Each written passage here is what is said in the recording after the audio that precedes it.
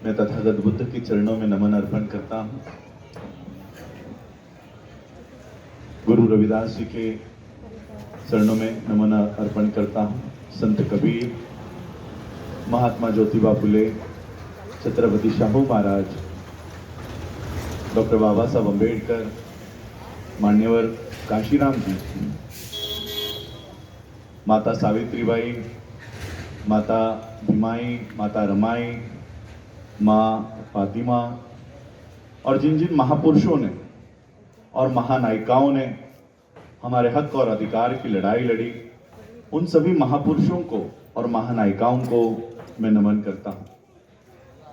और आज इस कार्यक्रम के लिए जिन जिन लोगों ने मुझे आमंत्रित किया, रमेश कोल जी हो, गुरुदास बौद्ध जी हो, और यहाँ पर उपस्थित सभी मेरे भाइयों को, बहनों को, माताओं को राजरत्न अंबेडकर की ओर से जय भीम, नमो बुद्धाय।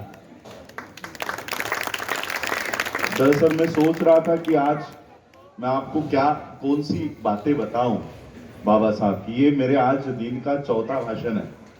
सुबह डीएवी कॉलेज में स्टूडेंट्स पार्लियामेंट को संबोधित किया, उसके बाद हम लुधियाना गए, आते आते 2-3 वो प्रोग्राम्स हुए और ये चौथा प्रोग्राम है। और ये खत्म करके फिर सुबह 9 बजे निकलना है और वहां पर फिर शहीद भगत सिंह हॉल में कार्यक्रम है। तो दिन भर में ये मेरी चौथी, हर एक स्पीच 2-2 घंटे का, तो ये मेरा 6 घंटे स्पीच करके अब फिर से ये 2 घंटे मुझे बोलना है। तो मैं सोचा क्या बातें रखूं आप लोगों के सामने। तो बाबा साहब अम्बेडकर जी, यहाँ पर मैं जब ये पार्क में आया तो लोग मुझे कह रहे थे कि ये पंजाब का इतना बड़ा पार्क है। मुझे लगता है ये पंजाब का ही नहीं, मुझे देश भर में ऐसा पार्क कहीं नहीं दिखाई दिया।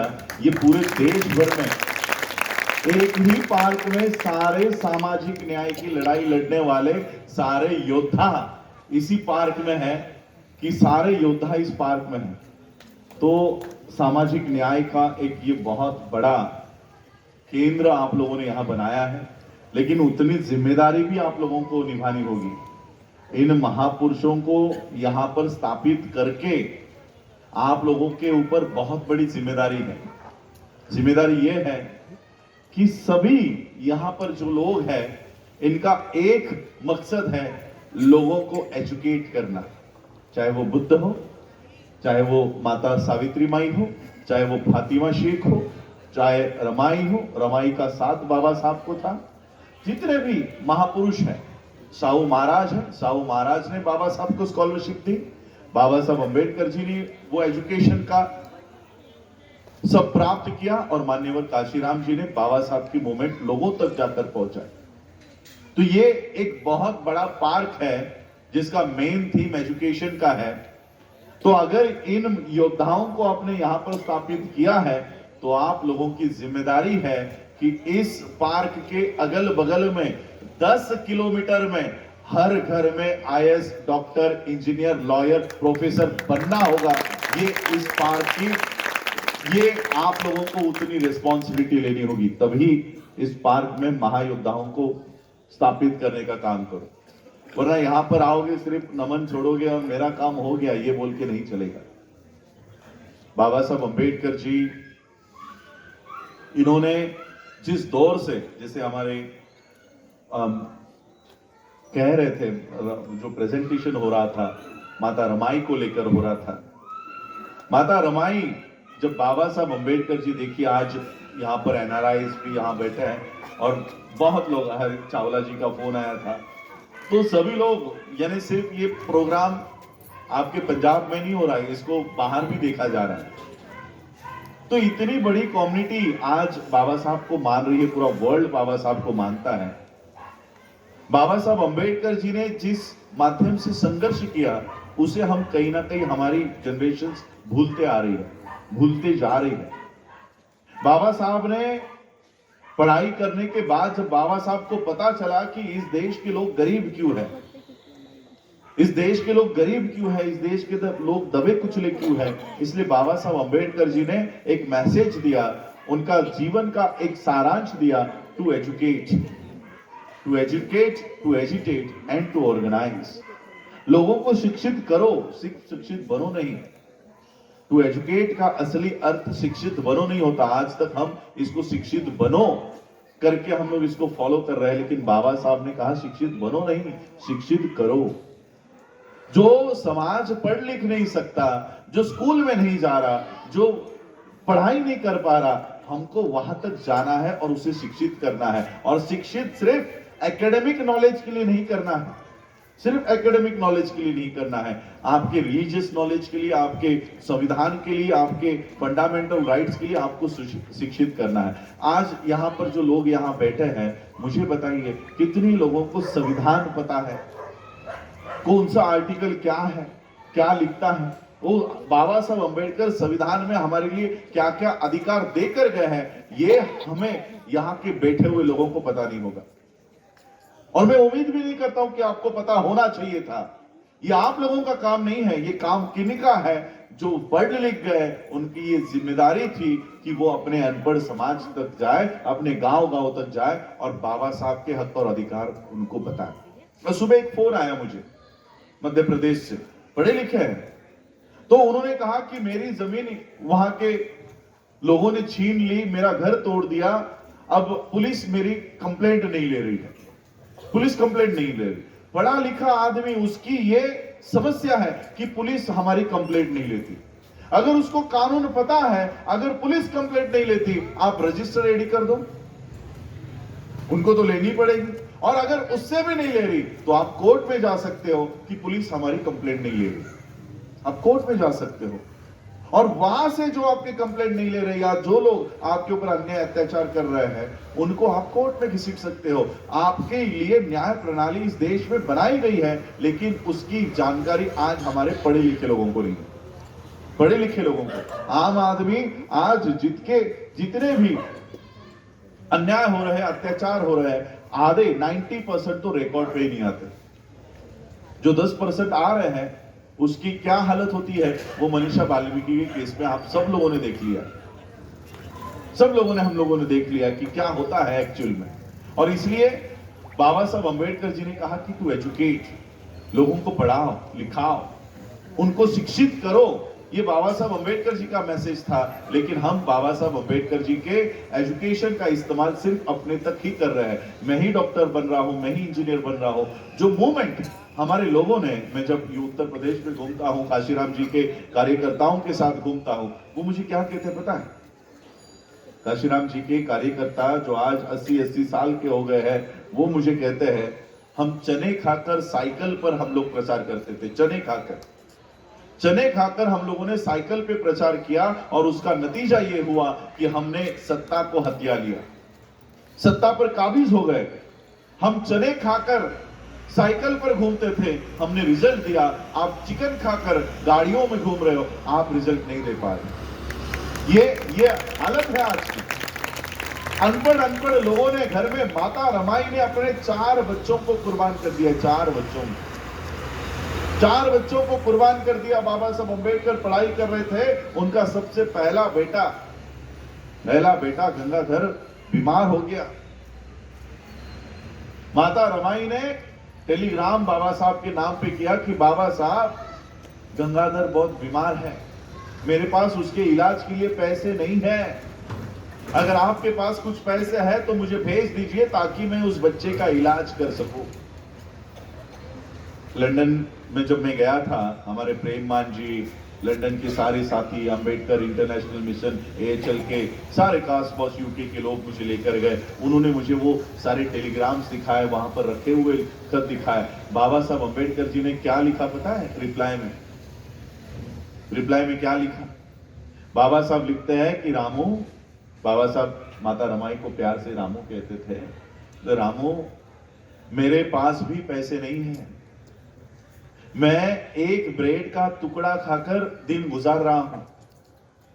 बाबा साहब अपने पहले बच्चे के लिए क्या लिखते हैं पता है? हमारा पहला बेटा, लड़की हो तो हम लोग एक्सेप्ट नहीं करते, लेकिन लड़का हो तो सर पर बिठा कर रखते हैं। पहला बेटा बाबा साहब अंबेडकर जी का क्या लिखते हैं पता है पहले बेटे के लिए? बाबा साहब लिखते हैं कि रामू मेरे पास भी पैसे नहीं है, मैं एक ब्रेड का टुकड़ा खाकर दिन गुजार रहा हूं, अगर हमारा बच्चा नहीं बच सकता तो हमें उसे जाने देना चाहिए।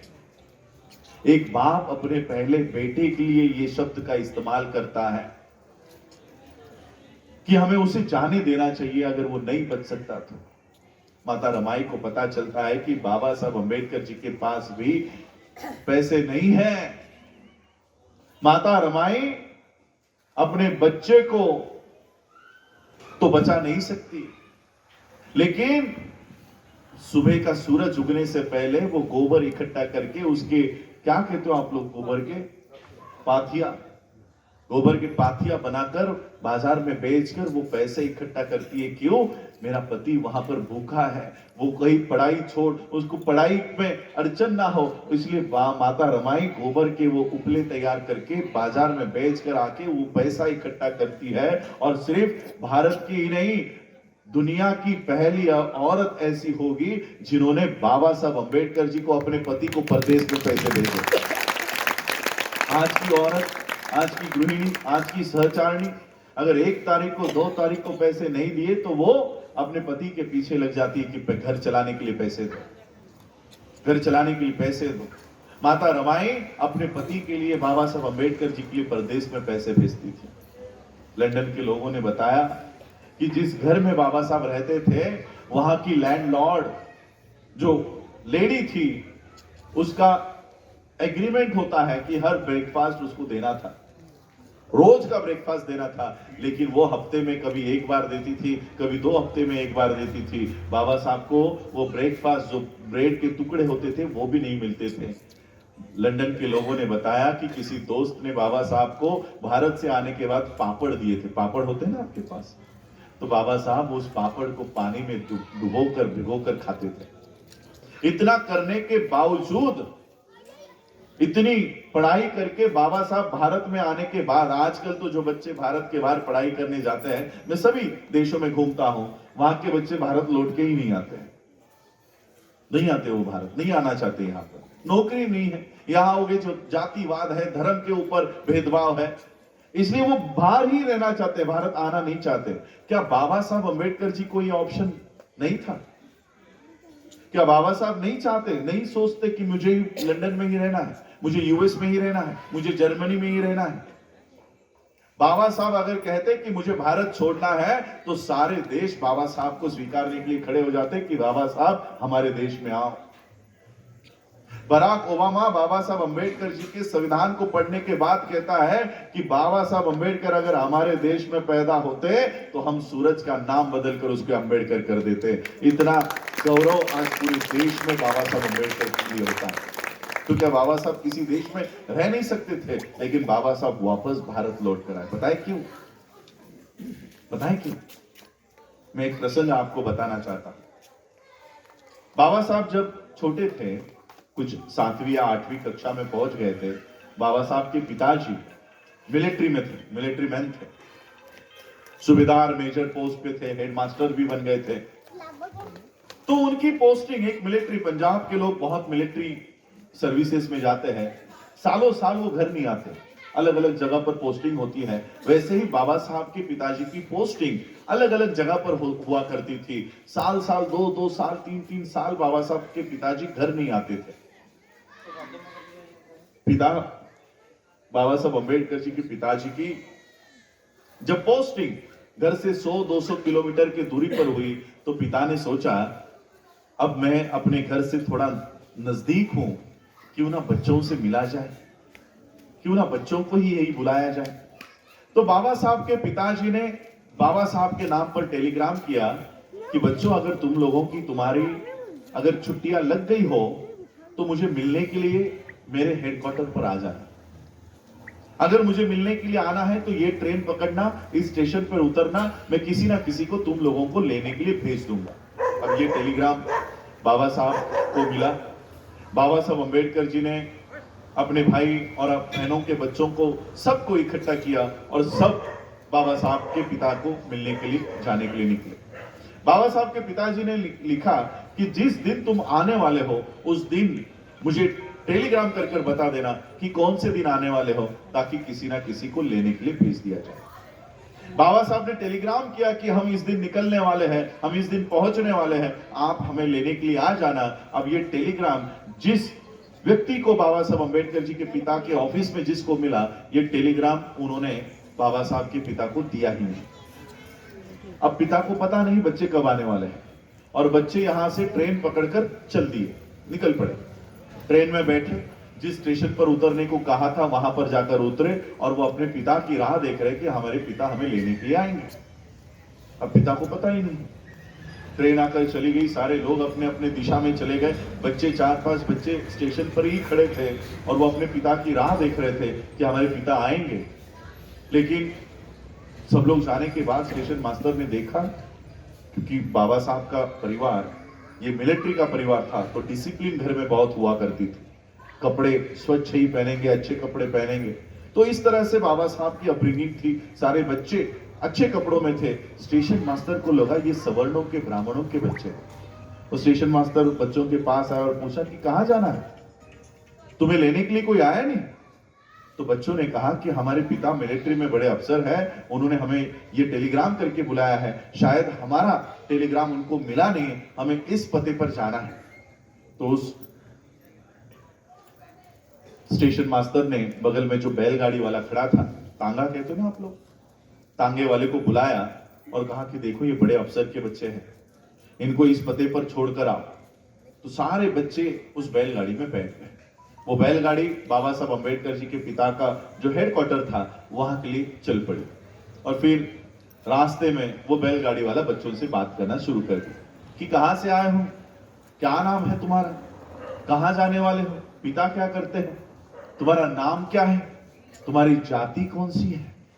और जैसे ही जाति के बारे में पता चला, उसने बैलगाड़ी रोकी और सभी बच्चों को गालियां देकर नीचे उतारा।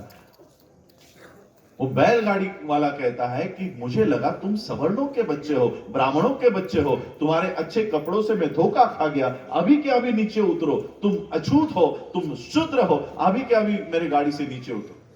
सभी बच्चे नीचे उतर गए। बाबा साहब के पास ज्यादा पैसे थे। बाबा साहब ने कहा ये पैसे ले लो, लेकिन हमें अपने स्थान तक छोड़ दो। अब ज्यादा पैसों के लालच में बैलगाड़ी वाले ने कहा ठीक है, लेकिन तुम लोग अछूत हो, इसलिए मेरे गाड़ी में बैठ नहीं सकते। मैं गाड़ी में बैठूंगा, मेरी गाड़ी आगे आगे चलेगी, तुम लोग पीछे पीछे चलते चलते आना, मेरी गाड़ी में बैठ नहीं सकते। और फिर ये सफर शुरू हुआ। बैलगाड़ी आगे आगे पीछे बच्चे चल रहे हैं। 2-3 किलोमीटर पैदल चलने के बाद सारे बच्चे थक गए। बाबा साहब ने बैलगाड़ी में पानी देखा। बैलगाड़ी वाले से कहा कि भैया आपके पास जो पानी है वो थोड़ा सा पिला दो, मुझे बहुत प्यास लगी है। गाड़ी वाले को भी दया आ गई। उसने कहा कि बच्चों, मैं अपने गाड़ी का पानी तुम्हें नहीं पिला सकता, आगे कोई नदी या नाला आता है तो मैं गाड़ी रोक दूंगा, तुम लोग वहां से जाकर पानी पी के आओ, मैं अपना पानी तुम्हें नहीं दे सकता। और 2-3 किलोमीटर चलने के बाद बैलगाड़ी वाले को कुछ पानी दिखाई दिया। उसने गाड़ी रोकी और बच्चों को कहा कि बच्चों वो देखो वहां पर पानी है, जाओ जाकर पानी पीकर आओ। सारे बच्चे भागते भागते उस तालाब के पास, उस नाले के पास पहुंचे और नजदीक जाकर देखते हैं तो क्या, ये तो सिर्फ कीचड़ है, ये तो कीचड़ है, इसमें पानी भी नहीं है। लेकिन प्यास लगी थी, करे क्या। बाबा साहब ने वो कीचड़ कीचड़ कीचड़ कीचड़ हटाया और वो जो कीचड़ हटने के बाद जो काला मिट्टी का पानी होता है वो ऊपर आया। और वो काला पानी पीकर बाबा साहब और वो सारे बच्चे सारे मैले हो गए, थक गए थे, सारा मुंह गंदा हो गया। और फिर 1-2 किलोमीटर चलने के बाद बाबा साहब अपने पिता के हेडक्वार्टर पर, ऑफिस पर पहुंचे। पिता ने दूर से देखा, ये मेरे बच्चों की क्या हालत हो गई है, ये मेरे बच्चों की क्या हालत हो गई है, इन बच्चों के साथ क्या हुआ होगा। ये पिता को पता चल गया कि मेरे बच्चों के साथ क्या हुआ होगा। बाबा साहब दौड़ते दौड़ते दौड़ते दौड़ते अपने पिता के पास पहुंचे। अपने पिता को लिपट कर, गले लगाकर वो फूट फूट कर रोने लगे। और बाबा साहब ने सवाल किया कि पिताजी, हमारे साथ ऐसा क्यों किया जाता है, हमारे साथ ऐसा बर्ताव क्यों किया जाता है? मुझे बैलगाड़ी में बैठने का अधिकार क्यों नहीं है? मुझे पानी पीने का अधिकार क्यों नहीं है? बाबा साहब अंबेडकर जी के पिता के पास बाबा साहब के उस छोटे भिवा के सवालों का कोई जवाब नहीं था। बाबा साहब के पिताजी ने उस छोटे से भिवा को शांत किया और बाबा साहब के पिताजी ने बाबा साहब को कहा कि इसी व्यवस्था को तुझे बदलना है, इसी व्यवस्था को तुझे बदलना है। और बाबा साहब के पिताजी ने बाबा साहब को ऐसा तैयार किया, शिक्षित किया। बाबा साहब को इतना शिक्षा दिया, इतनी शिक्षा प्राप्त करवाई कि बाबा साहब भारत में आने के बाद जिस बच्चे को बैलगाड़ी से उतार दिया था, जिस बच्चे को गंदा पानी पीने के लिए मजबूर किया था, बाबा साहब ने ऐसा संविधान तैयार किया कि आज बाबा साहब के संविधान की वजह से हम ये 4 व्हीलर नहीं, हवाई जहाज उड़ा रहे हैं, हवाई जहाज। और ये कितने साल पुरानी बात है पता है? इस घटना को 100 साल भी पूरे नहीं हुए हैं, 100 साल भी पूरे नहीं हुए हैं। ये 100-150 साल में इतना बदलाव आ गया है। अगर इस बदलाव को कायम रखना है तो आपको फिर से वो पीढ़ी तैयार करनी होगी, फिर से ये आंदोलन चलाने वाले लोग तैयार करने होंगे। बाबा साहब अंबेडकर जी के आंदोलन के वजह से हम हवाई जहाज में बैठने लग गए हैं और यही दर्द है इस देश के मनुवादी व्यवस्था को, यही दर्द है कि बाबा साहब के संविधान के वजह से। संविधान की उम्र कितनी है? संविधान लागू होकर कितने साल हुआ है? 1950 में लागू हुआ, आज 2022 है, 72 इयर्स का ही संविधान है। अब संविधान लागू होते ही हम लोग नौकरी को लग गए थे क्या? लगे थे क्या? 1950 में संविधान लागू हो गया 26 जनवरी को। क्या उसी 26 जनवरी को हमको नौकरी मिल गई क्या? यानी पहले 20-25 साल हमने संविधान का फायदा लेना शुरू नहीं किया था। यानी एक्चुअल संविधान हम लोगों ने कब से इस्तेमाल शुरू किया है? सिर्फ 50 साल। सिर्फ 50 साल के संविधान के इस्तेमाल में ये कम्युनिटी आज वर्ल्ड की कम्युनिटी बन गई है, वर्ल्ड कम्युनिटी बन गई है। ये जो लोग, आप लोग यहां बैठे हो, 1950 से पहले आपका कोई राशन कार्ड बना रहा था क्या? कोई बन रहा था राशन कार्ड? आपको तो इंसान मानने को तैयार नहीं थे। गांधी के नजर में आप कौन हो पता है? क्या गांधी आपको क्या नाम से बुलाता था? हरिजन का अर्थ क्या है? हरि के जन। हरि कौन? विष्णु। और हरि के जन का मतलब क्या है? विष्णु की नाजायज औलाद है। ये गांधी के राइटिंग एंड स्पीचेस में हरिजन का डेफिनेशन है। यानी हम सब कौन है? हरि के नाजायज औलादे। इंसान है हम? नहीं। हमें इंसान तक मानने को तैयार नहीं थे। जब इंसान ही नहीं है तो आपके राशन कार्ड कौन बनाएगा? 1950 में संविधान लागू हुआ और आर्टिकल 13 बाबा साहब ने 2500 साल की मनु का कानून है। मनुस्मृति का मतलब क्या है? मनु का कानून। मनु का कानून यानी मनु का संविधान। मनु का संविधान इस देश में 2500 साल से चल रहा था, 2500 साल से। बाबा साहब का संविधान 72 इयर्स से।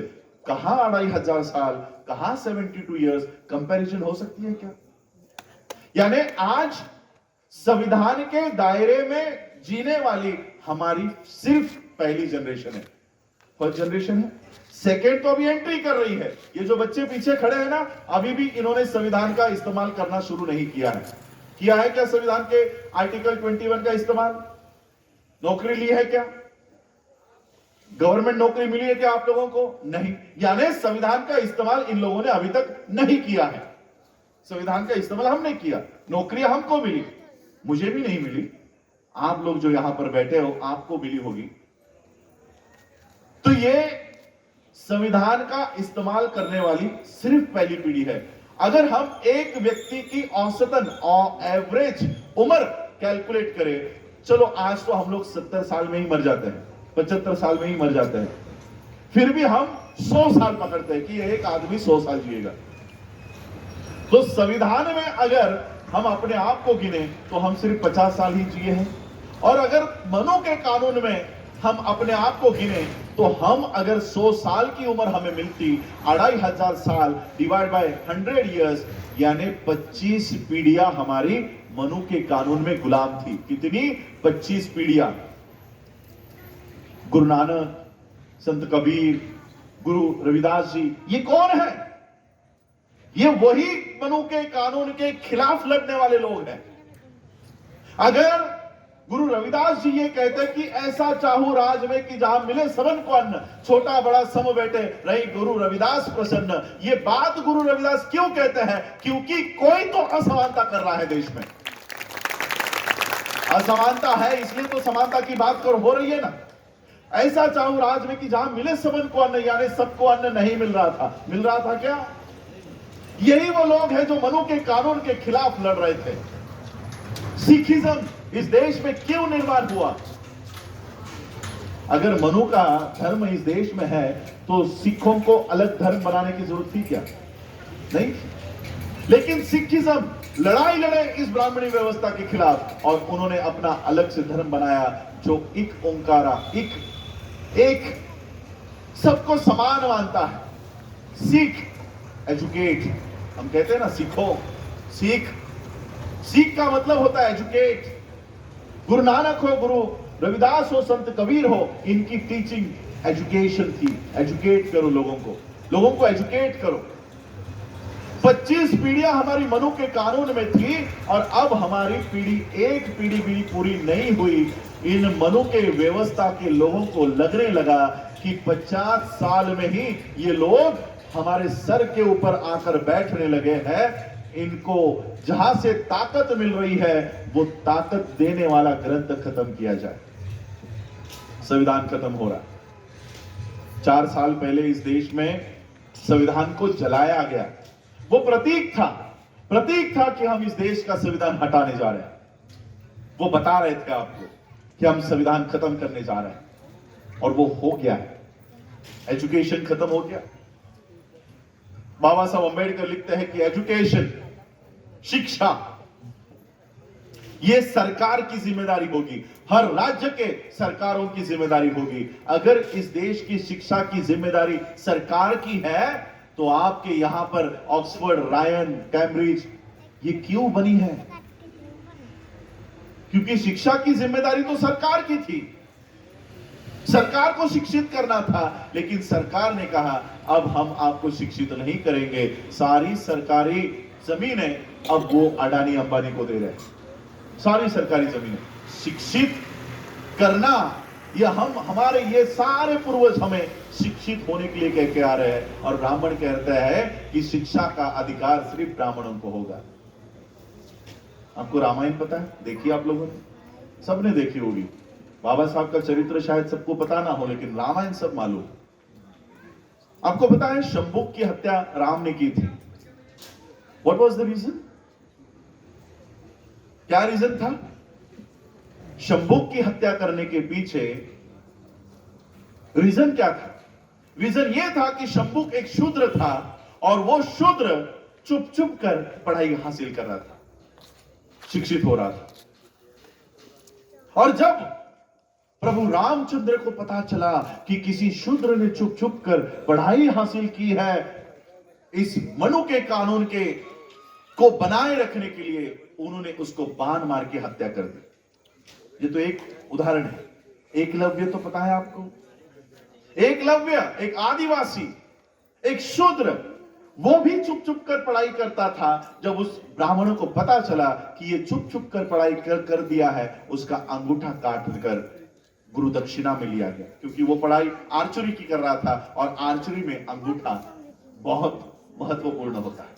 यानी ब्राह्मण कहता है कि इस देश में शूद्र को पढ़ाई लिखाई करने का अधिकार नहीं है, बल्कि मनु का कानून तो यह कहता है कि कोई शूद्र अगर सुने, पढ़ाई के शब्द भी सुने, तो उसके कान में शीशा पिघलाकर डालना है।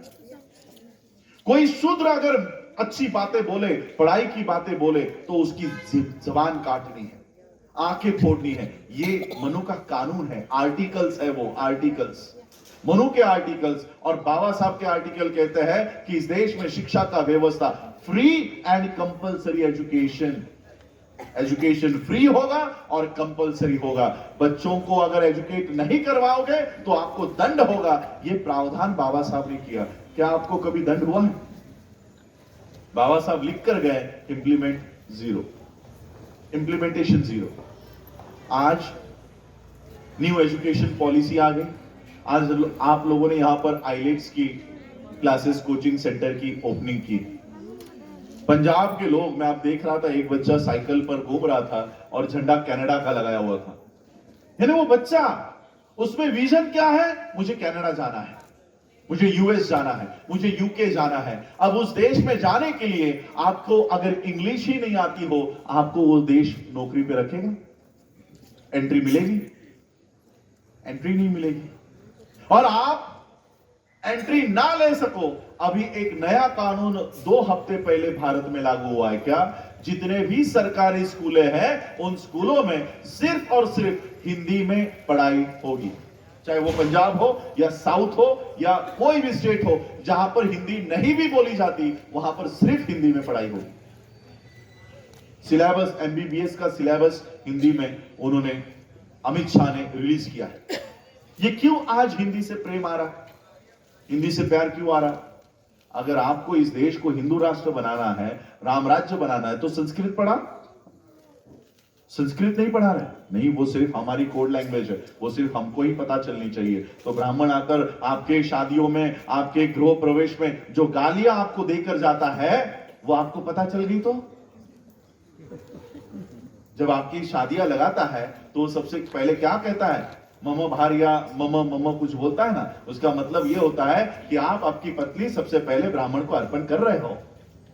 ये हिंदी में बोले तो आप उठ के मार दोगे, क्या बोला? मेरी पत्नी मैं तुझे अर्पण कर रहा हूं। लेकिन वो संस्कृत में बोलता है, इसलिए आपको पता नहीं चलता। तो संस्कृत अगर आपको पढ़ा दी तो आप उनको सारे श्लोक पता चल जाएंगे। इसलिए हिंदी इसलिए पढ़ा रहे हैं ताकि आप भारत के बाहर ना जा सको, भारत के बाहर ना जा सको। बाबा साहब अंबेडकर जी ने एजुकेशन के लिए इस देश में हम लोगों को कहा कि लोगों को एजुकेट करो। इन्होंने एजुकेशन को ही खत्म कर दिया। बाबा साहब ने कहा कि शिक्षा वो शेरनी का दूध है, जो कोई भी इसे पिएगा वो दहाड़ेगा। बाबा साहब ने कहा शिक्षा प्राप्त करो। हमारे अनपढ़ औरतों ने वो लोगों के घर पर बर्तन मांजती हो, लोगों के खेतों पर काम करती हो, लेकिन उसने अपने बच्चों को एजुकेट करना शुरू कर दिया, स्कूलों में भेजना शुरू कर दिया। 10 सालों में, 15 सालों में ऐसा निर्णय आया, ऐसा नतीजा आया कि अनपढ़ माँ बाप ने डॉक्टर और इंजीनियर तैयार किया, डॉक्टर और इंजीनियर खड़ा किया। 10-15 सालों में अपने बच्चों को डॉक्टर इंजीनियर तैयार किया। और आज वो लोग जो डॉक्टर और इंजीनियर बन गए हैं, वो अपने बच्चों को डॉक्टर इंजीनियर नहीं बना पा रहे।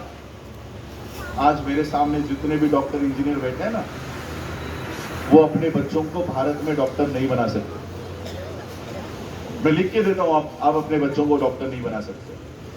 मैं मुंबई की आपको मैंने देखी हुई, मैंने एक्सपीरियंस की हुई घटना बताता हूं।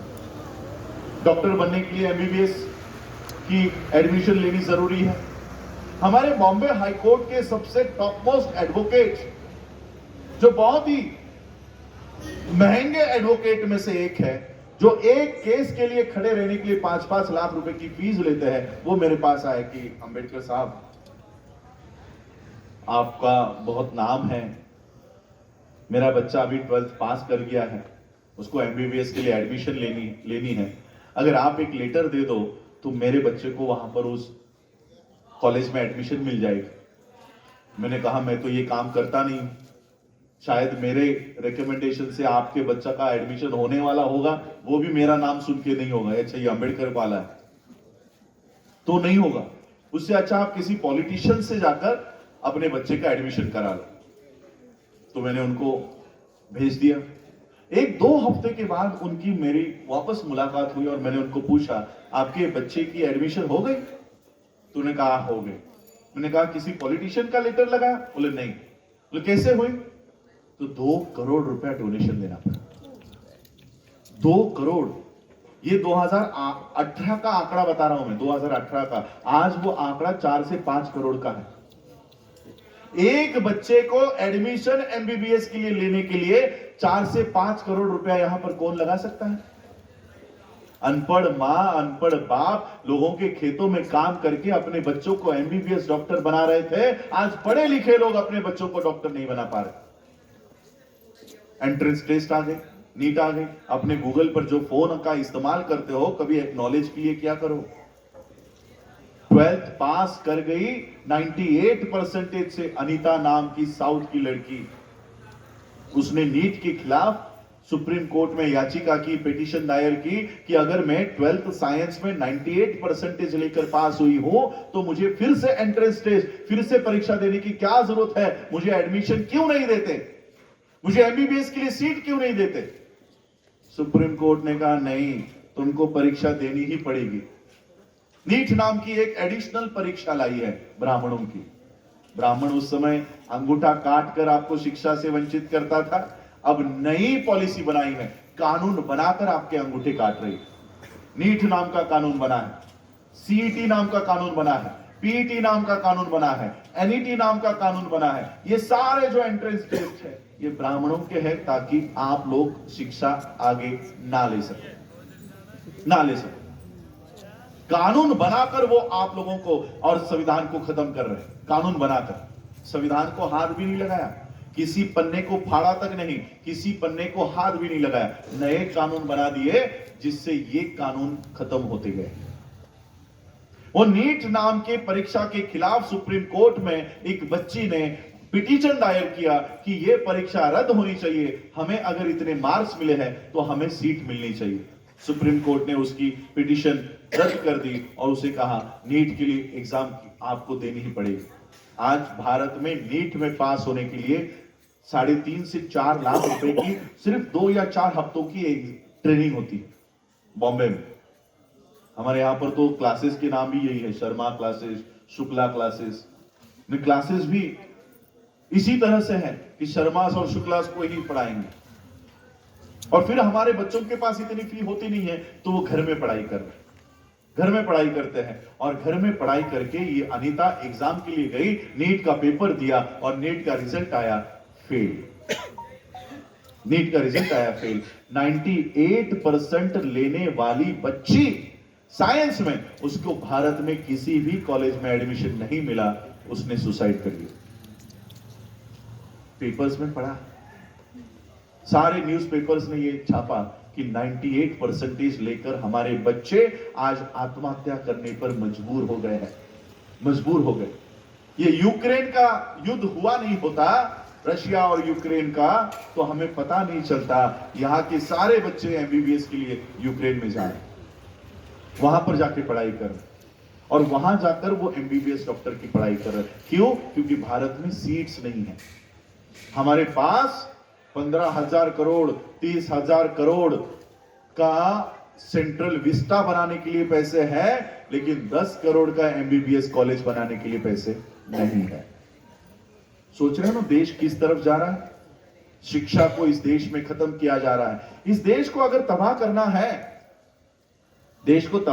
है, तो आपको इस देश के ऊपर हथियार लेकर, बॉम्ब लेकर, बंदूकें लेकर लड़ाई करने की कोई जरूरत नहीं है। किसी भी देश को इस देश के ऊपर आक्रमण करने के लिए कोई हथियार लाने की जरूरत नहीं है। अगर इस देश को तबाह करना है तो इस देश के लोगों का शिक्षा बंद कर दो, एजुकेशन बंद कर दो, ये अपने आप देश को तबाह कर देंगे, खुद ही तबाह कर देंगे।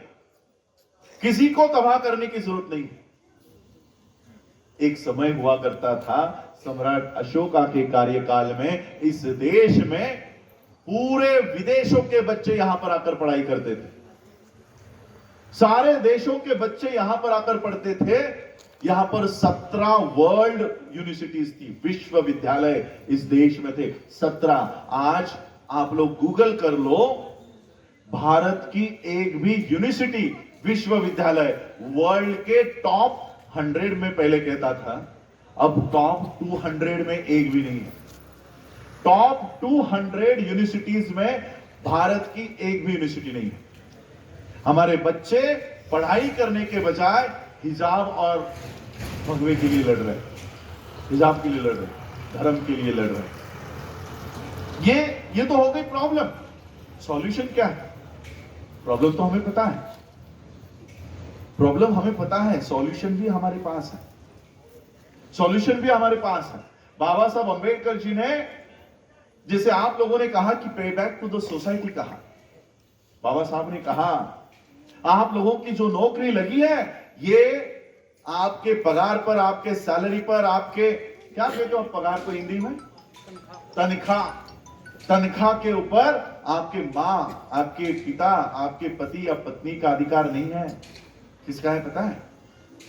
बाबा साहब अंबेडकर जी को बॉम्बे हाई कोर्ट के जज पद की ऑफर आई। बॉम्बे हाई कोर्ट का जज, अगर बाबा साहब जज बनते तो कुछ सालों में सुप्रीम कोर्ट में आते और शायद चीफ जस्टिस ऑफ इंडिया भी बन जाते। बाबा साहब ने क्या कहा पता है? हमारा कोई भी आदमी होता दौड़ दौड़ के वो पोस्ट को ले लेता। बाबा साहब क्या कहते पता है? ये मुसीबत कौन अपने गले में पालेगा? जज पद की पोस्ट को कह रहे हैं कि ये मुसीबत कौन अपने गले में बांधेगा? अगर मैं 10 से लेकर 5 बजे तक कोर्ट रूम में इन लोगों के झगड़े सुलझाता रहूं, इन लोगों को न्याय देता रहूं, तो मेरे समाज को न्याय कब दूंगा? मेरे समाज को न्याय कब दूंगा? बाबा साहब अगर अपने परिवार के लिए ही नौकरी कर लेते, बिजनेस कर लेते, तो आज मैं हमेशा सोचता हूं, आज लंदन के लोग मुझे बुलाते हैं, ऑस्ट्रेलिया के बुलाते हैं, कई सारे देशों के लोग बुलाते हैं। अगर बाबा साहब उस समय अपने परिवार के बारे में सोचते, अपने बेटे के बारे में सोचते, अपने नेफ्यू के बारे में सोचते, तो आज मेरा जन्म भारत में नहीं होता, लंदन या अमेरिका में मेरा जन्म हुआ होता। लेकिन मुझे अभिमान है, बाबा साहब अगर पैसे कमाते तो शायद आज मेरे पास करोड़ों रुपए होते, करोड़ों होते। मुझे अभिमान इस बात का है कि बाबा साहब अंबेडकर जी ने अपने परिवार का ख्याल नहीं किया, इसका अभिमान है मुझे। अभिमान इस बात के लिए है कि अगर बाबा साहब पैसे कमा जाते तो आज शायद मेरे पास करोड़ों रुपए होते। बाबा साहब ने पैसों के लिए लड़ाई नहीं की, समाज के लिए लड़ाई की। आज मेरे पास भले ही करोड़ों रुपए ना हो, मेरे पास करोड़ों के लोग बाबा साहब मेरे लिए छोड़ गए। आज आप लोग यहाँ पर सारे कार्यक्रम छोड़कर, मनोरंजन छोड़कर सुनने यहाँ पर बैठे। ये दिन की चौथी सभा है। एक सभा तो मैं स्किप करके आया हूं, वहां पर किसी और को भेज दिया कि मैं नहीं आ पा रहा हूं, मुझे यहां जाना है। तो ये पूरे विश्व के लोग आज मुझे सम्मान दे रहे हैं। क्यों? क्योंकि बाबा साहब अंबेडकर जी ने उस समय, वो जो समय अपने परिवार को देना चाहिए था, बाबा साहब ने इस परिवार को दिया। इसलिए मैं हमेशा कहता हूं कि ये जो मैं यहां खड़ा हूं ना, ये बाबा साहब का परिवार नहीं है, हम तो सिर्फ खून के रिश्तेदार हैं। बाबा साहब के 4 बच्चे मरे, लेकिन बाबा साहब अपने घर पर बैठे हुए नहीं थे। बाबा साहब अब रोते हुए अपने घर पे बैठे नहीं रहे। आपके बच्चे ना मरे इसलिए 2400 घंटे आपके लिए काम कर रहे थे। आपके बच्चे ना मरे इसलिए मैं हमेशा कहता हूं, हम तो सिर्फ खून के रिश्तेदार होंगे, लेकिन बाबा साहब का असली परिवार मैं नहीं, आप लोग हो। अंतिम समय तक जब बाबा साहब अपना लास्ट के सांसें, उनको भी पता नहीं थी कि यह मेरी आखिरी सांस होगी। रात के 2 बजे तक बाबा साहब अंबेडकर उनका द बुद्धा एंड इज धम्मा ये ग्रंथ लिख रहे थे। क्यों? वो अपने प्रॉपर्टी की, क्या कहते हो आप लोग, वो डिवाइड करते हैं, वसीयत नहीं तैयार कर रहे थे। बाबा साहब अपने प्रॉपर्टी की, ये मेरी, ये बिल्डिंग इसको, ये बिल्डिंग इसको, इसके लिए वसीयत नहीं बना रहे थे। मेरा समाज मेरे जाने के बाद बुद्ध के धम्म को कैसे आचरण में लाएगा, उसके लिए किताब लिख रहे थे कि मेरे बाद मेरा ये समाज बुद्ध के सही मार्ग पर चले। इसलिए अंतिम समय तक बाबा साहब के भाव में अपना समाज था, अपना परिवार नहीं था। इसलिए मैं हमेशा ये कहता हूं कि हम इस देश में जो भी व्यक्ति बाबा साहब के विचारों पर चलता है, वो बाबा साहब का परिवार है, वो बाबा साहब का वंशज है। और जो व्यक्ति परिवार में पैदा होने के बावजूद भी अगर बाबा साहब के विचार का नहीं है, तो मैं उसे बाबा साहब का परिवार नहीं मानता। विचार है, ये जो सारे यहां से लेकर यहां तक आए हैं ना, ये विचार है। इन विचारों का प्रचार और प्रसार हम लोगों को करना है। सॉल्यूशन के बारे में मैं बात कर रहा था। सॉल्यूशन बाबा साहब हमें देकर गए। हमारे पगार पर अधिकार बाबा साहब अंबेडकर जी का है, तनख्वाह पर अधिकार बाबा साहब का है। उस मिशन को हमें आगे लेकर आना है।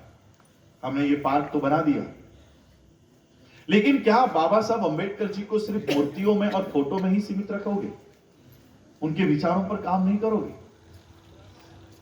बाबा साहब अंबेडकर जी, मैं आप लोगों को एक किस्सा बताना चाहता हूं। बाबा साहब अंतिम समय में दिल्ली में रहते थे और पंजाब के लोग बाबा साहब अंबेडकर जी का साथ दिया करते थे। नानाचंद रत्तू बाबा साहब अंबेडकर जी के साथ रहा करते थे।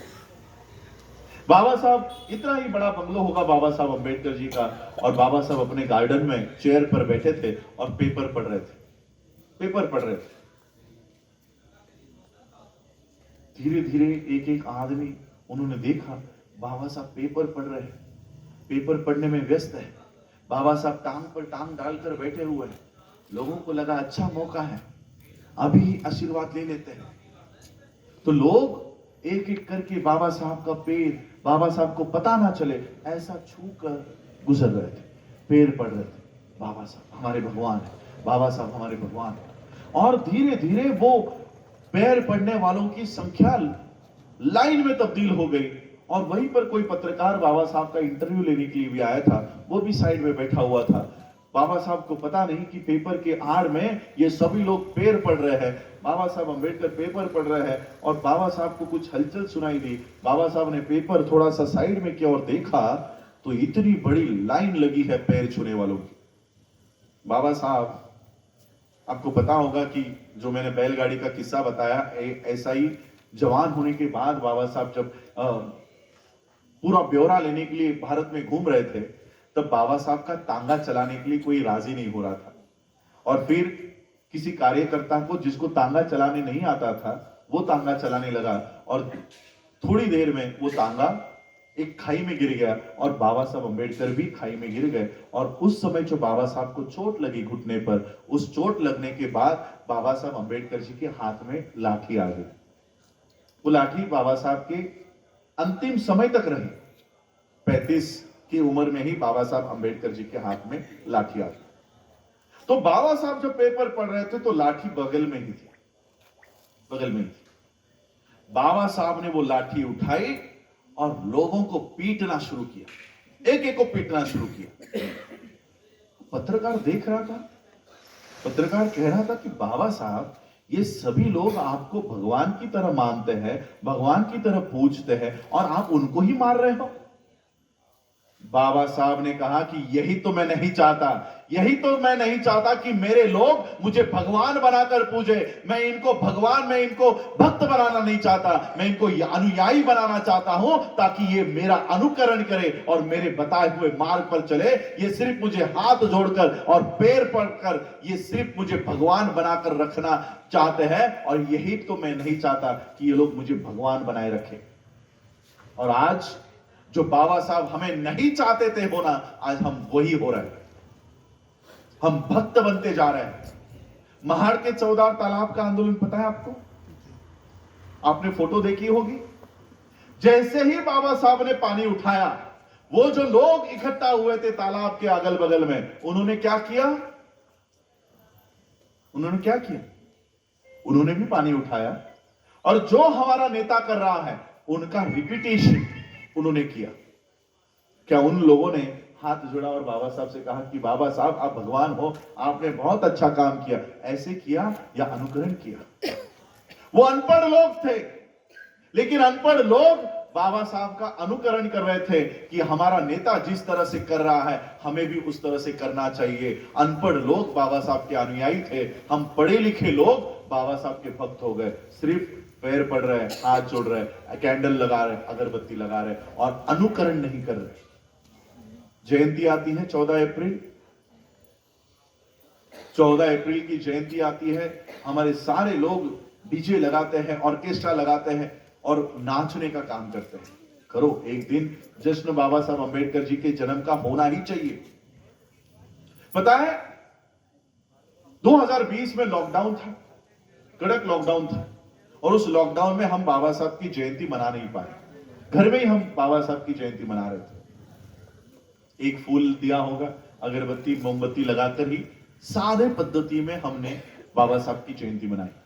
16 अप्रैल को इकोनॉमिक टाइम्स के ऑनलाइन एडिशन में एक खबर छपी कि बाबा साहब अंबेडकर जी की जयंती पूरे देश भर में नहीं मनाई गई। मैंने सोचा ये ब्राह्मणों का पेपर है, उसे क्यों दुख हो रहा है कि बाबा साहब की जयंती नहीं मनाई गई। इसलिए मैंने पूरा आर्टिकल, पूरी न्यूज पढ़ी और उसमें उसका दुख मुझे दिखाई दिया। उस ब्राह्मण का दुख यह था कि बाबा साहब की जयंती नहीं मनाई गई और इस वजह से भारतीय अर्थव्यवस्था को 2100 करोड़ रुपए का नुकसान हो गया। यह उसका असली दुख था, क्योंकि हम बाबा साहब की जयंती मनाते हैं, हम घर को पेंट करते हैं, नई गाड़ी खरीदते हैं, पटाखे लाते हैं, ऑर्केस्ट्रा लाते हैं, डीजे लगाते हैं, गाने लगाते हैं, नए कपड़े लाते हैं। इससे हम क्या करते रहते हैं?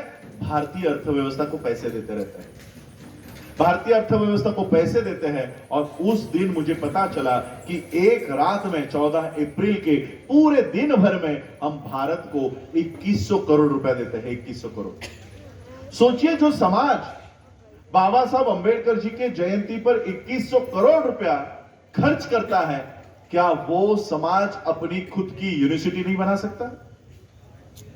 आज जो शिक्षा के हालात हो रहे हैं, एमबीबीएस के लिए हमारे बच्चों को एडमिशन नहीं, एलएलबी के लिए हमारे बच्चों को एडमिशन नहीं, कॉमर्स, साइंस, आर्ट्स, मैनेजमेंट में हमारे बच्चों को लिया नहीं जा रहा, क्या ये कॉलेजेस, ये स्कूल्स हम अपने पैसों से नहीं बना सकते?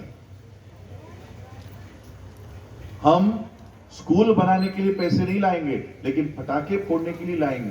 फोड़ो, 2100 करोड़ नहीं, 21,000 करोड़ भी लगे बाबा साहब के जयंती पर तो हमें उसे देना चाहिए। मैं ये कहता हूं कि देना चाहिए। 2100 क्या, 21,000 खर्च करो, लेकिन किसने खर्च करने चाहिए? 365 364 डेज होते हैं एक साल में। एक साल में एक दिन बाबा साहब की जयंती आती है, 14 अप्रैल। उस 14 अप्रैल में 2100 नहीं 21,000 खर्च करने पड़े, तब भी हम खर्च करने को तैयार है 21,000 करोड़। लेकिन किसने करने चाहिए? जो रिमेनिंग 363 डेज, 363 नहीं 360 ही दिन अब बाबा साहब के विचारों पर चलो, उसी को बाबा साहब की जयंती मनाने का अधिकार है। आप एक दिन बाबा साहब की जयंती मनाते हो और 360 दिन बाबा साहब के विचार के अगेंस्ट खड़े रहते हो। क्या मतलब है ऐसे जयंती का? क्या मतलब है ऐसे बाबा साहब अंबेडकर जी के जश्न में शामिल होने का, जब 360 दिन आप बाबा साहब के विरोध में काम कर रहे हो अपने पैसे? कभी देखिए गोलवलकर की जयंती, सावरकर की जयंती, तिलक की जयंती, उन्होंने एक भी बार एक दिया नहीं जलाया होगा, एक पटाखा नहीं फोड़ा होगा। सारे पैसे आज उन्होंने अपनी सत्ता काबिज करने में लगा दी, अपनी व्यवस्था काबिज कराने में लगा दिए। आज पूरा देश उनके हाथ में है। आज इस देश के सुप्रीम कोर्ट सावरकर के विचार पे चल रही है, इस देश का एडमिनिस्ट्रेशन सावरकर के विचार पे चल रहा है, इस देश का पार्लियामेंट गोलवलकर और सावरकर के विचारों पे चल रहा है। एक भी दिन उन्होंने जयंती नहीं मनाई। उन्होंने उनके विचारों को एस्टैब्लिश करने के लिए पूरा समय लगाया। हम रोज जयंती मना रहे हैं और विचार खो रहे हैं, विचार लॉस्ट कर रहे हैं।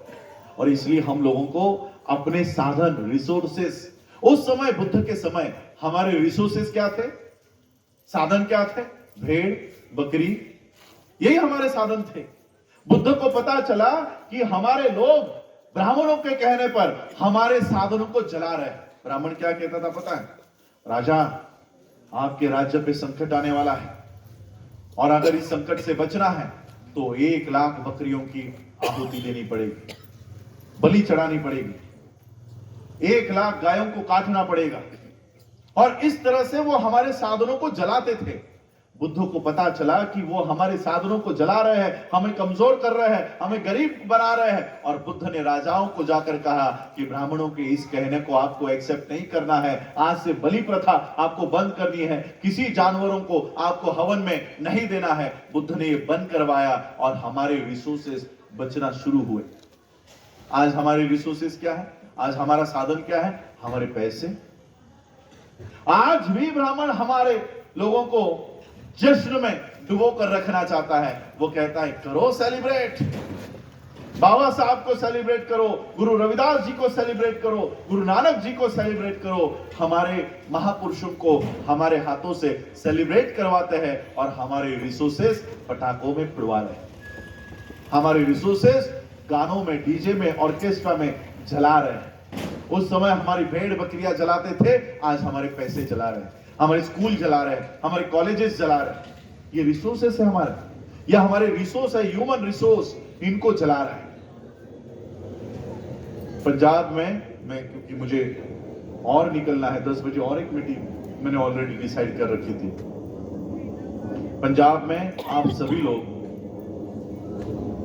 ज्यादातर पंजाब की कम्युनिटी गुरु रविदास जी को फॉलो करती है और रविदासिया धर्म के एस्टैब्लिशमेंट के लिए काम भी कर रही है पंजाब में।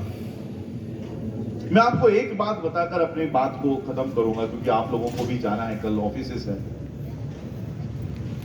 सही में अगर आपको रविदासिया धर्म आपको लगता है कि ये इसको मान्यता मिलनी चाहिए, इसको प्राप्त होनी चाहिए, तो रविदासिया धर्म को मान्यता कब मिलेगी पता है? रविदासिया नहीं, किसी भी धर्म को मान्यता कब मिलती है? आज इस देश में जब सेंसस होने जा रहा था तो मुझे वर्ल्ड के रविदासी कम्युनिटी इनवाइट कर रही थी कि हमें क्या करना चाहिए बताइए, क्योंकि सेंसस में हमारा नाम नहीं है। रिलीजन जो हमसे लिखवाएंगे ना रिलीजन, तो हम रिलीजन क्या लिखेंगे? हमारा नाम ही नहीं है वहां पर, तो हमें मजबूरन हिंदू लिखना पड़ेगा। हम हिंदू नहीं है, हम हिंदू नहीं है। हमें क्या करना चाहिए बताइए? अब रिलीजन के कॉलम में सिर्फ 7 नाम है, हिंदू, मुस्लिम, क्रिश्चियन, सिख, जैन, पारसी और बुद्धिस्ट। इतने ही 7 नाम। 8वां नाम है नो रिलीजन, कि इस ऊपर के धर्म में से मेरा धर्म कोई भी नहीं है। ये 8 नाम की सूची है। अब रविदासिया लोग कहां पर नाम लिखा है? तो वो लड़ रहे हैं कि हमारा भी नाम यहां पर होना चाहिए, इस ड्रॉप डाउन के लिस्ट में हमारा भी मान्यता प्राप्त रिलीजन का नाम होना चाहिए। लेकिन वो नाम कब आएगा पता है आपको? वो नाम कब आएगा? किसी भी धर्म को एस्टैब्लिश करने के लिए सबसे पहले आपको यह साबित करके दिखाना पड़ता है कि हमारी रीति रिवाज, हमारी मान्यता, हमारे देवी देवता, हमारे त्योहार ऊपर के किसी भी रिलीजन से नहीं मिलते। जब तक ये आप साबित नहीं करोगे, आपके धर्म को एस्टैब्लिशमेंट नहीं मिलेगी, मान्यता नहीं मिलेगी। और जिसको सही में दिल से लगता है कि मुझे रविदासिया धर्म के लिए लड़ना है, मान्यता प्राप्त करने के लिए उसके लिए लड़ना है, तो सबसे पहले आपको देवी देवताओं को, करवा चौथ को मनाना बंद करना पड़ेगा। क्योंकि अगर वही करना है तो हिंदुइज्म तो है, वही करना है, वही सब करना है तो हिंदुइज्म है ना। रविदासिया धर्म की किस मुंह से मांग कर रहे हो, जब आपको कल्चर वही फॉलो करना है? अभी हमने 5 अक्टूबर को धम्म दीक्षा हुई हमारी, जो पूरे देश भर में इन्होंने कंट्रोवर्सी खड़ी की। ये 22 प्रतिज्ञा हमने दी हुई नहीं है, ये बाबा साहब ने दी हुई है। और वो इसलिए दी है कि अगर आपको बुद्धिस्ट होना है तो आपके रीति रिवाज किसी से भी नहीं मिलने चाहिए, किसी से भी नहीं मिलने चाहिए। अब मैं यहां पर पब्लिकली कह रहा हूं कि मैं ब्रह्मा विष्णु महेश को नहीं मानूंगा। इस शब्द में कोई गाली आई है? आई है? सारे चैनल पर क्या दिखाया गया? हिंदू देवी देवताओं को गाली दी। नहीं मानना और गाली देना, अगर किसी को यहां पर मैंने सही में गाली दी तो मेरे ऊपर आईपीसी एक्ट के तहत मेरे ऊपर गुनाह दाखिल हो सकता है, क्योंकि मैंने अपशब्दों का इस्तेमाल किया। हमने इन लोगों को, इन देवी देवताओं के लिए खुले तौर पे कहा कि हम इनको नहीं मानेंगे। अगर सही में गाली इसमें है तो हमारे ऊपर कोई एफआईआर क्यों नहीं हुआ? न्यूज चैनल के ऊपर बैठकर कंट्रोवर्सी क्यों कर रहे हो? अगर हमने सही में गाली दी है तो कानून में प्रावधान है। बाबा साहब अंबेडकर जी ने इन 22 प्रतिज्ञाओं को आजादी मिलने के बाद, संविधान लागू होने के बाद बाबा साहब ने दी है। इसका मतलब ये 22 प्रतिज्ञा संविधान के दायरे में है, संविधान के पहले से नहीं है, संविधान के दायरे में है। इसलिए मेरा पूरा चैलेंज है आरएसएस को कि 22 प्रतिज्ञा बोलने पर आप हमारे ऊपर एक भी एफआईआर पूरे भारत में कहीं पर भी करके दिखाओ, कहीं पर भी करके दिखाओ, हम आपको सही में तब मानेंगे कि आरएसएस सही में मर्दों का संगठन है, वरना हम उसको नामर्दों का संगठन मानेंगे। कानून में प्रावधान है ना, क्यों आपको अर्नब गोस्वामी को बिठाना पड़ रहा है? क्यों आपका वो कौन सा एक बाबा, उसने अभी एक धमकी दी है कि ये सारे नरक में जाएंगे, क्या नाम है उसका, देवकी नंदन ठाकुर। मैं कहता हूं आपको वीडियो बनाकर आप लोगों को ये टीवी पर आकर ये बोलने की जरूरत क्यों पड़ रही है कि नरक में जाओगे? वहीं से बैठकर श्राप दे दो, अगर सही में पावर है तो हम इधर ही जलना भस्म होना शुरू हो गए। सही में अगर तुम में ताकत है तो वहीं से श्राप दे दो, मैं इसको भस्म करता हूं, तो हम इधर ही भस्म हो जाएंगे। टीवी पर टेक्नोलॉजी का इस्तेमाल कर रहे हो और कह रहे हो ये नरक में जाएंगे। बाबा साहब ने अच्छा हुआ हम लोगों को बुद्धिज्म में लाए, और बुद्धिज्म में लाने के बाद कह दिया कि स्वर्ग और नरक कुछ होता नहीं है, जो कुछ है वो इसी धरती पर है, इसी जीवन को अच्छा बनाओ। अगर हम किसी और धर्म में होते तो शायद स्वर्ग की कामना के लिए नरक के डर के वजह से हम कुछ और ही आचरण कर पाते। और इसलिए मैं आज आप लोगों को कहना चाहता हूं कि बाबा साहब अंबेडकर जी ने जो काम किया है, माननीय काशीराम जी ने जो हम लोगों में जागृति की है, उस जागृति का परिणाम, उस जागृति को हम लोगों को आगे आने वाली पीढ़ी को हैंडओवर करना है। हमें अपनी खुद की एक अच्छी सिस्टम तैयार करनी है। मैं एक ऐसा जो बेगमपुरा का सपना गुरु रविदास जी ने देखा, जो बाबा साहब अंबेडकर जी ने संविधान में लागू किया, वो बेगमपुरा अब संविधान को चलाने वाले लोग नहीं बनाएंगे। बनाएंगे क्या? बेगमपुरा का सपना पूरा होने देंगे? नहीं होने देंगे। इस बेगमपुरा का सपना कोई और क्यों पूरा करे? इस बेगमपुरा का सपना हमें ही तैयार करना होगा।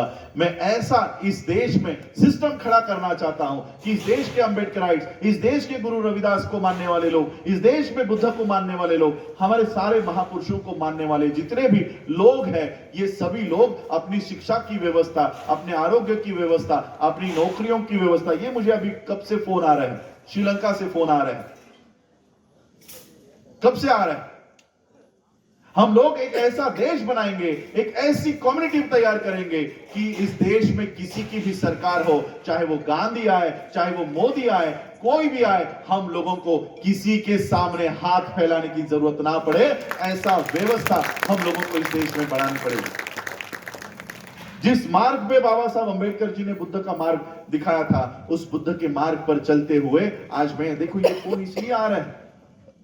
अभी मैं वर्ल्ड फेलोशिप ऑफ बुद्धिस्ट की कॉन्फ्रेंस से सीधा यहां आया। WFB की कॉन्फ्रेंस 128 देशों का, बुद्धिस्ट देशों का नेटवर्क है, ऑर्गेनाइजेशन है, 128 बुद्धिस्ट देश। बाबा साहब ने कहा भारत में बहुत हुआ, अब भारत के बाहर जाओ और बौद्ध देशों के पास जाकर अपनी बातें रखो, अपनी व्यथाएं वहां पर रखो। यहाँ के राष्ट्रपति के सामने रखोगे, वो मंदिर के बाहर धक्के खाता रहेगा, वो तुमको अधिकार नहीं देगा। इसलिए बौद्ध देशों के पास जाओ, बौद्ध देशों के पास जाओ। बाबा साहब अंबेडकर जी के इस आदेश को मानते हुए मैं बौद्ध देशों के पास गया और वहां पर जाकर इन सभी लोगों का जो कच्चा छिटा था वहां पर खोला, और भारत के बौद्धों की क्या अवस्था है वो सारी वहां पर बताई। आज मुझे श्रीलंका के लोगों ने कहा कि भारत में जितना भी व्यवसाय हम, श्रीलंका हो, ताइवान हो, कोरिया हो, चाइना हो, जितना भी बिजनेस हम इस देश को देंगे वो सिर्फ बौद्धों को देंगे, और बौद्धों के माध्यम से इस देश में आर्थिक व्यवस्था खड़ी होगी। अब मुझे श्रीलंका से 2 बड़े बड़े ऑर्डर्स मिले हैं। सोलार पैनल्स, पता है आप लोगों को सोलार पैनल कितने घरों के ऊपर सोलार पैनल का ऑर्डर मिला है पता है? श्रीलंका में ही 90 लाख घरों के ऊपर, 90 लाख घरों के ऊपर सोलार पैनल का ऑर्डर मिला है। अब ये ऑर्डर मैं किसे दूंगा? जो हमारे बौद्ध उद्योजक हैं, जो हमारे बौद्ध लड़के हैं, उन लोगों को, अंबेडकर लोगों को, गुरु रविदास जी को मानने वाले लोगों को ये बिजनेस में वहां ला कर दूंगा। कोई नौकरी आपको मोदी के सामने गिड़गिड़ाने की जरूरत है? सिर्फ एक मीटिंग में हम इतना बड़ा व्यवस्था हम लोगों ने खड़ी की है। इस तरह के और मीटिंग्स में जाने लगे तो कई सारे इकोनॉमी, अर्थव्यवस्था हम खुद खड़ी कर सकते हैं, एजुकेशन की व्यवस्था हम खुद खड़ी कर सकते हैं और इस देश को सही मायने में बेगमपुरा, जिस देश में गम ना हो, आज जहां पर भी मैं देखूं हर एक के चेहरे पे कोई ना कोई गम है। गम है। हम कह सकते हैं कि हमने बेगमपुरा बना दिया है? क्या हम अधिकार से ये कह सकते हैं? नहीं। उस बेगमपुरा को बनाने के लिए, बाबा साहब का प्रबुद्ध भारत बनाने के लिए, बुद्ध का प्रबुद्ध भारत और बेगमपुरा अलग अलग नहीं है, एक ही है। अगर हमारी विजन एक है तो हम अलग अलग क्यों रहे? हमें भी एक होकर लड़ना होगा और एक होकर ही जीतना होगा। इतना ही मैं आज के प्रसंग में आप लोगों से कहना चाहूंगा। आप लोगों ने मुझे आज यहाँ आमंत्रित किया और एक बहुत अच्छा पार्क मुझे देखने मिला जहां सारी हमारी संस्कृति, ये है हमारी सही संस्कृति, यहाँ है हमारा सही कल्चर। किसी बाबाओं के मंदिर में, किसी भगवानों के मंदिर में जाने के बजाय अगर कोई पैदा हुआ तो यहाँ पर सेलिब्रेट करो, कोई नया घर ले लिया तो यहाँ सेलिब्रेट करो, किसी ने नई गाड़ी ले ली तो यहाँ पर सेलिब्रेट करो। कोई अंधविश्वास, कोई पाखंड में डूबे मत रहो और बाबा साहब के, बुद्ध के, गुरु रविदास जी के, जितने भी हमारे महापुरुष हैं उनके विचारों पर चलने का काम करो। इतना ही मैं आज के प्रसंग पे कहूंगा। आप लोगों ने मुझे ध्यान से सुना, उसके लिए आप सभी लोगों का आभार व्यक्त करता हूं और यही अपनी वाणी को विराम देता हूं। जय भीम, जय भारत, नमो बुद्धाय।